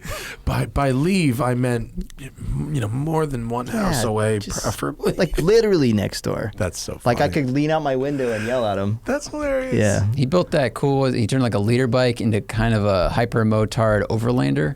Took like a Gixxer 750 or Gixxer 1000, and it had knobby tires on it, and he shortened up the fenders, and it was just like this weird. Because with him, he's like, well, I'm really good at riding fast, but I want to go off road, Yeah. so I'll just build this death machine that no one can, no one could wrangle but me. That was a CBR, right? Is it- oh yeah. I think it was a CBR 600. Yeah, yeah. And I helped him build that one too. And by help, I mean I helped him like get rid of all the shit he didn't need. And then he just his idea of customizing is like to use a hammer and a Sharpie. Well, look at the fucking bike. The bike looks gnarly. The Yeah. bike looks like a death trap. Yeah. It looks like a Buell, actually, kind of. It was that's so done. like just small and That's short. just and- it's just had things removed from it. Crazy. Really, Yeah. It's not much has been added. A lot has been taken Everything away. behind the seat that your butt touches has been cut off. And wow, really nuts. Yeah, is he ice racing that bike, or do you like- just ride it's on somewhere a where lake there's bed, I snow? think. Dry lake bed. Oh, that's probably Yeah. that might be Bonneville. or So he something like did. that. So he did his Tenere recently. Brought this brand new beautiful bike to the shop, and he's like, "I want to tear everything off this bike you don't need." So in 2 hours, we removed 60 pounds off this Whoa. bike. Wow. And it- did it look cool afterwards? It looks not as bad as you would think it looked. That's very diplomatic. Yeah. No, it's cool. I mean, hey, if you could have a bike that weighed 60 pounds less, but you pay the same amount of money for it, like that's the best way to True. make it work better. But does it still? Is that it? Does it still look like a Tenere? Tenere? That's not it. No, Oh, my it bad. doesn't look like a Tenere anymore. Oh, okay. It looks like Mad Max. Fun. Yeah. What do you want to promote? RolandSands.com. Parts, clothes. Yeah. We're gonna have a Videos? We're gonna have a really nice sale coming up. Nice. So if you're looking for some gear, helmets, I am. gloves, jackets, pants, riding gear, you check the site. We're gonna have like a 25 days leading up to Christmas sale. Do you have a Bluetooth kit in your helmet when you ride? No. You don't? Yeah. Okay. No. I don't want to talk to anybody when I ride. I'm with you. Yeah. I'm totally with you. Yeah. I was like, maybe listen to music, but like, I really like riding without a headset. I like not being able to pick up the phone and shit. It's good. Yeah, music's good. I mean, but I don't know. Usually when I'm riding, I'm like just focused on riding. Yeah. Hearing the outside world is better than music. Yeah, trying to hear a Tesla coming up beside you. Yeah. Because you can't hear him. Yeah. Can't hear him. The Tesla, Careful. the body shop that works on Teslas is right next to my friend's shop, and I see the cars waiting there a lot. A lot of front end damage. Like small front end damage. A lot like, of impacts from the front into things. Yeah. They do a lot of crashing into stuff. Yeah. I think because people are using the tablets more so than anything else. Just fucking over here. and they're just on a web letting the browser. cars just kind of guide their way. Unfortunately. Have you Thanks commuted in one yet? Yes. Did you ignore the driving part of it? When I don't. I think the autopilot system is incredibly half-baked and dangerous to let people use on many places that they are allowed to use it. I think it is pretty good on very well-marked single direction travel roads like interstates, really well-marked interstates. Yeah. It's pretty good. Pretty good. Not good enough that I trust it, but You see the pretty good. crash recently? Yeah, the video, very the bad. 130 mile an hour crash. Yeah. Fucking bad. But they'll allow you to activate it wherever. And a road with any kind of corners in it, like, fuck out of here. And anywhere where like the lines aren't perfectly clear, or construction has a thing, or Yeah. nah, dude. And the problem is humans are very good at driving, but the number of crashes and stuff that get reported, there's so much information now, about so much of it, that you hear about crashes and stuff all the time, and they think that people are not good at driving, when the truth is humans are good at driving when they're trained properly. They're easily distracted, but they're good at driving. when they pay attention, they Right. are. Yeah. What we're not good at is passively observing a machine doing its thing and doing it correctly 99% of the time, but waiting to take over in between the second it fails to do that thing correctly and the crash. We're horrible at that. And humans have been tested on those types of tasks, and they're fucking terrible at it. Even if that's their entire job, like the lady who was minding the experimental self-driving car in Arizona and ran over a pedestrian, her whole fucking job was to mind this car. It's her whole job, but she's watching like fucking Aladdin on her iPhone or something. And because people get bored easily and get distracted, and that's the problem. But driving isn't that hard. Monitoring a system It's harder than driving. much harder. Yeah. Much harder. And you Especially don't have to- with each second that goes by that you trust the system, your brain is going to get less and less attentive because Yeah. it's just like, oh, it's got it, and then you're just going to start. Your brain has to do something else. Yeah, it makes you just comfortable enough to not be ready enough at a potentially very bad time. Yeah. How But far having you think said we're- that, how far off you think we are? From the problem with autonomous cars, is like there's more to it than just like autopilot on a plane or a boat. Like cars need to communicate with each other. Like humans, like passively communicate with each other from car to car, like all the time, like a glance, like a little body language, like nonverbal communication, driver to driver, across stop. Like until you have cars that can straight up communicate with all the other cars, you're going to have such a messy gray area of these computer quote driven vehicles trying to have a communication with a human driven, and it's like they can't interpret what that human wants, and the human can't interpret what the other car is doing, because what the car is doing is completely unrelated to what the person in the quote driver's seat is doing. And so it's such a messy gray area the next 50 years. And the problem with autonomous vehicles is we've somehow decided as a society that is the future. We've determined that. It doesn't have to be. People are lazy. That's the problem. They're like, I don't want to drive to work They anymore. don't want to admit that. Yeah. They'd rather wrap it in this blanket of it's safer. But the problem is it's bullshit. It's actually bullshit. Like, I mean, you can imagine all these autonomous cars on the road and like someone just splitting lanes on their Harley. well, that's exactly, I right? mean, like, what's going to happen? Right? You're never going to be in a place where all these vehicles, not never, but like think about the Where you amount draw of, the line, it's like everything's autonomous. Correct. Nothing is allowed on this road except autonomous you're vehicles. You're now in a fucking post-apocalyptic movie. And what happens at 20 minutes from the end of every post-apocalyptic movie? A human wrestles control back from some type of autonomous vehicle or finds the fucking last vehicle left that isn't connected to the computer system. Like you know what I mean? You jump in a car and there's like no steering wheel anymore. Yeah. And you're like, oh, fuck. You're in a Johnny cab. Yeah. Welcome to the fucking future. Ain't it great? You know what I mean? Like, nah. We have to get from now till then, we have to invest so much every day. And they do it because they assume that it is inevitable that that's where we have to go. But it's fucking based in horse shit. We don't have to do that. We could make people better drivers. And like instead of that would be series autonomy. I'm driving or the car's driving, right? We could have parallel autonomy where you're driving all the time, but the car is totally uncrashable. How about we let the computer do that vigilant radar thing that computers are good at, and we do the thing we're good at? Like, wouldn't that make sense? But no, people are fucking lazy. That's kind of where they're at right now, a little bit. Yeah. And my wife's car, she's right. Right, we can develop those systems. It's got like lane keep, which works pretty shitty. It's terrible, isn't it? It's horrible. It's horrible. The scariest thing. You ever try and just let it lane keep? Yeah. And like, you hit a corner and you're like, oh, trying not to touch the wheel, and then it just jerks the thing back over and jerks the thing back over again. It's bumper bowling. In most of the cars, it's bumper bowling, in my experience. Tesla's pretty good, but other ones, Some systems are way better than others, but I would prefer that we drove our cars and those cars became harder to crash. That's what I would prefer. But because the in-between, ooh, it's going to be ugly. Yeah. Lawyers are fucking drooling over this kind of stuff. Just waiting for it. Waiting to sue fucking Tesla or somebody or whoever the first person through the door is. It's going to be gnarly as fuck. Yeah. Thank you so much for coming, man. This was a great show. I really enjoyed meeting you. Yeah, for sure. Thanks for having me. Interesting cat, man. Thanks for having me, man. I really think your bikes are interesting. I want one of those T-shirts that's not the Marlboro logo.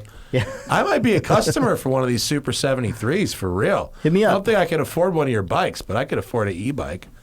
Do you have bikes around? Like, can I come? Is your shop a fun place to visit to check shit out? We've got like probably 80 motorcycles, 90 motorcycles in the shop. Yeah, I mean, we got everything. Indians, we got Indians, we got BMWs, we got That's worth the drive in an old car on a nice Harleys. day, Yeah, I think. it's a good little trip. Yeah, absolutely. Yeah, we got a nice little retail store, and we're off of Los Alamitos Boulevard in Los Alamitos. Oh, cool. That's a Yeah. nice drive. I'll take that drive. Yeah. I'll support your store. Ooh, I like that Yamaha MT-09 you did in 2015. That's a pretty bike. Yeah, that one's sick. There's some you got great. I was looking through your website and last night and all the bikes you built, and like just the I totally relate to your design choices, even if I can't describe them into a microphone. Like the choices you make to get those bikes to where they are look done, I'm like, yeah, oh, those are right. Those are correct choices. You have a really, really relatable aesthetic. It's like really artistic and athletic at the same time. Yeah. All the bikes look kind of ready to do something. Yeah, they all look fast. They don't look like heavy or overly styled. They look like they're ready to go fucking fast. It's very cool stuff, man. Yeah, we try and just, I think, build every bike unique. Yeah. Like that's an important part of what we do. I don't like to build the same thing twice. No regrets looks very uncomfortable. That doesn't look uncomfortable. That's the only regret is that it was uncomfortable. I regret that I didn't save my spine on the building of that bike. Yeah. That's awesome, man. Roland Sands, really appreciate your time coming all the way up here. RolandSands.com for all the things. RolandSands.com, yeah. And check it out. and at you, Roland Sands Design if you're on the Instagram. Yeah, and that ain't you. Good for you. I'm at Roland Sands on Insta, but I haven't posted anything in about 8 months. Dude, if you are at a place where you don't need social media and you're able to step away and have a circle of people who support you and you don't need that social media, you are making the right move. You're 100% making the right move. Focus on the right things. Build cool shit. Thanks. And I'm gonna come see your shop for sure. Well, when I get the red car back from the museum for sure, but before that, Okay. That's going to be a few months. Yeah, I'd Gotta love come to see down the before Countach. that. Yeah. Yeah. Well, I drive it, so we'll drive it there. It'll be rad. fun as fuck. That's Yeah. excellent, dude. Thanks very much. All right, everybody. I think this is our last show we're recording before Thanksgiving, so I hope everybody has a great holiday. We'll see you when we come back from our little break next week. That's our show. Good night.